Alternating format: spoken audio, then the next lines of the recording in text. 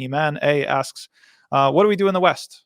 Are we betraying our brothers and sisters? I'm guessing that the implication is here that because, due to virtue of the fact that we're in the West, I'm sharing content and making dua as much as I can. Is this enough? To answer the question directly, I think it's better to have the Israeli defense minister, the former Israeli defense minister, answer this question. In 2021, when the Israelis were bombarding Gaza, when they went in, when they were saying that this was a terrorist threat, when they were mobilizing their $1 million PR industry to try to really paint the Palestinians as animals and to assert that their bombing of Gaza, their destruction, the slaughter and the like was justified, Benny Gantz hit a problem. And what he did was he summoned the directors of Facebook, TikTok, and Instagram to an emergency meeting. The meeting was held very quickly, within 24 hours. And he commanded, or he asked them, and he pleaded with them to take down #Palestine, to take down Palestinian content. The Israeli defense minister, who oversees all of the mobilization, who has the PR under his command, was asking the social media platforms in which ordinary people, ordinary Muslims were posting, he was telling them, guys, as part of this effort, it is breaking our control of the narrative, breaking our control of the monopoly. We are telling you to take this content down. And this is why when the Prophet Muhammad sallallahu alaihi wasallam says, "Ballighu anni walau ayah," say, convey something from me, even if it's just an ayah, because he knew the value of what conveying even an ayah can make. When the Prophet Muhammad sallallahu alaihi wasallam says, "Man ra'a minkum munkaran falyughayyirhu biyadihi," he who sees something that is wrong, let him change it with his hand. And if he cannot with his hand, let him change it with his tongue. And if he cannot with his tongue, let him condemn it in his heart. And that's the weakest of faith. Already, Sister Iman, you're in the second category. You're not in the lowest. You're already in that second category. You're already in an elevated status when you are sharing that content and pushing and the like. And you pushing it, not somebody who's got thousands of followers. You as the individual, you with your Twitter account or X account, you with your Facebook or Instagram or the like, you're the reason Benny Gantz summons TikTok, Facebook, and Instagram to tell them to take down content. And you're the reason that the European Union, some of the officials who are sympathetic to Israel, are trying to push a motion to reimpose restrictions that some of the social media have lifted because they believe that they are losing the narrative war.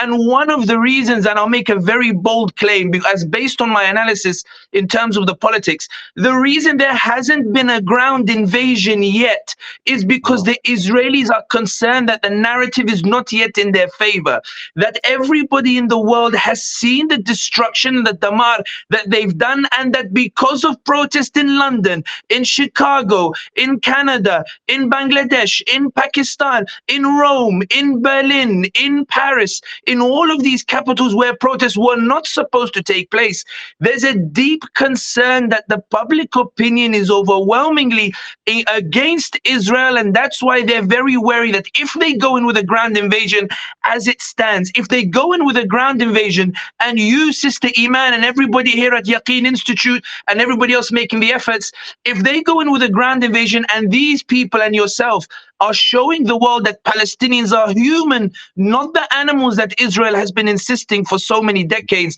with its monopoly of the narrative, then they will permanently lose global opinion. And that's why the US Secretary of State Blinken, when he went to Tel Aviv to show support, his intention was to go to Tel Aviv and come straight back to Washington.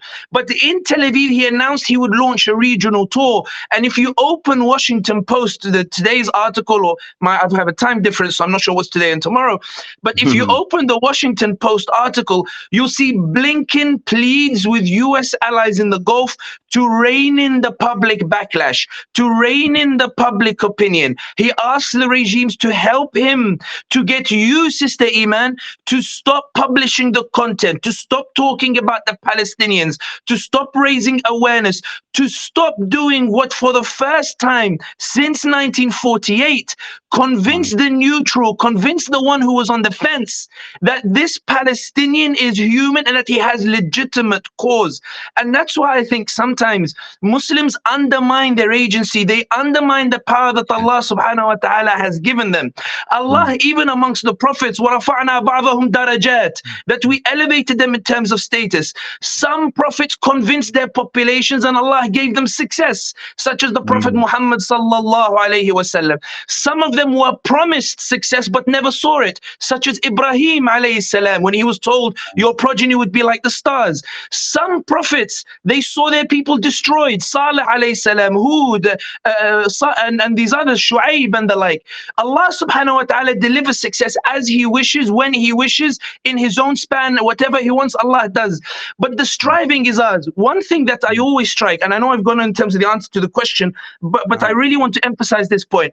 Allah subhanahu wa ta'ala says in the Quran, and when I was younger, this ayah used to always strike me, it used to hurt my head a bit. وَمَنْ أَرَادَ الْجَنَّةَ وَسَعَى لَهَا سَعْيَهَا وَهُوَ مُؤْمِنٌ فَكَانَ سَعْيُهُ مَشْكُورًا. Allah didn't say وَكَانَتِ النَّتِيجَةُ مَشْكُورًا وَكَانَتِ التَّحْقِيقَ مَشْكُورًا. Allah says وَكَانَ سَعْيُهُ مَشْكُورًا. Allah doesn't say that the result is rewarded. He says the striving is rewarded. He who strives for Jannah and is a mu'min, Allah says the striving is thanked. The striving, because Allah is saying it's not you to decide whether you succeed or not. It's not you to decide what the outcome should be. It's not you to decide what course should be taken. Your decision is whether you want to strive for it.